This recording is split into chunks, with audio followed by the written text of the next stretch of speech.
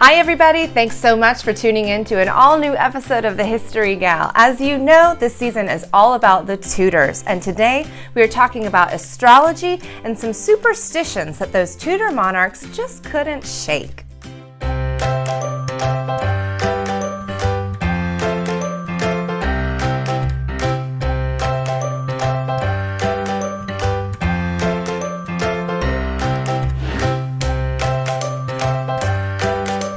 The first Tudor monarch to hire an official court astrologer was Henry VII.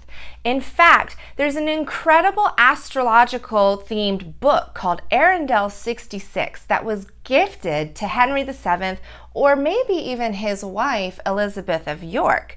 You see, Elizabeth's family, like her mother and her grandmother, were both accused of witchcraft in their time, and they also both claimed to be descendants of the mythical water goddess Melusina. So Elizabeth of York also really liked astrology. So the book Arundel 66 is full of maps of stars and constellations, latitudes and longitudes, stories of King Arthur, and a 10-volume introduction to astrology. Henry VII used horoscopes and birth charts to determine major events like the arranged marriage between his son Prince Arthur and Catherine of Aragon. In fact, when Catherine first arrived in London to marry her Tudor prince, she was greeted with a series of 4 astrological-themed pageants. Now, where Henry VII liked astrology, his son Henry VIII was really more superstitious, because even though Henry VIII was strong and brave, he was quite afraid of things he couldn't see, like illness or poison.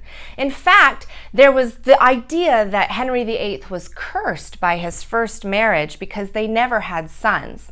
There's also a great story about the Bishop Fisher, who opposed Henry VIII in the Reformation, who was poisoned at his dinner table. Several of the guests died. When Henry VIII heard about this, his fear of poison really kicked in, so he passed a new law that said if anyone murdered someone with poison, it wasn't just a crime, it was treason. In the case of Bishop Fisher, it turned out it was the cook that had poisoned the meal, and he was boiled alive. Henry VIII also had a pretty negative reputation with prophecies. In fact, when he started to try and divorce Catherine of Aragon and remarry Anne Boleyn, several prophets came forward saying that if he did remarry, he would burn in hell. Needless to say, those people didn't last very long under Henry VIII's reign. Now, Edward VI wasn't nearly as superstitious as his father. In fact, Edward and his counselors were far more concerned with magic and prophecies, specifically prophecies that predicted the death of this very young king. In fact, under Edward VI's reign, no less than 5 men, you heard that right, men, were arrested for conjuring and casting spells. Now we get to Mary I, and Mary was also afraid of death prophecies. In fact, her younger sister Elizabeth hired an astrologer to chart out Mary's birth chart. Mary saw this as an act of treason because it predicted the death of a queen. This led to a massive accusation that Elizabeth and her astrologer were actually plotting the murder of Mary I. This probably wasn't true, but better safe than sorry.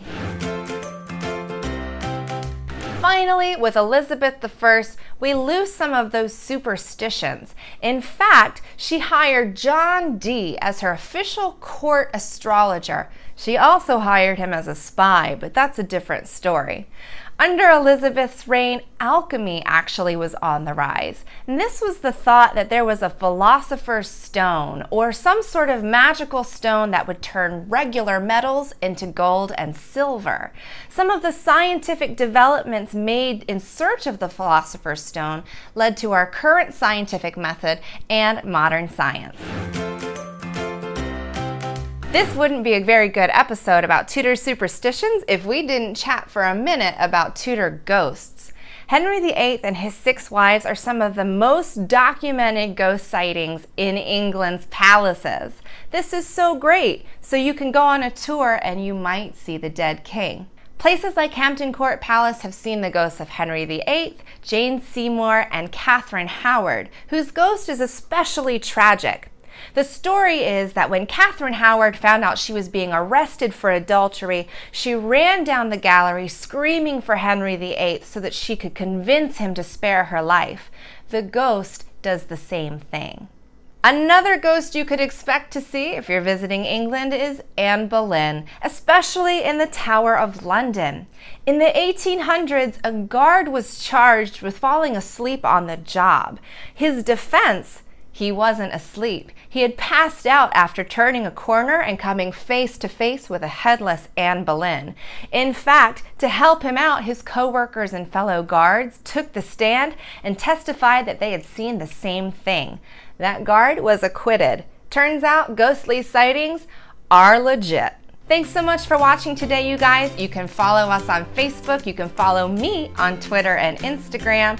We would love to hear your comments and questions. Be sure to come back next time for more Tudor history. Y'all have a great week.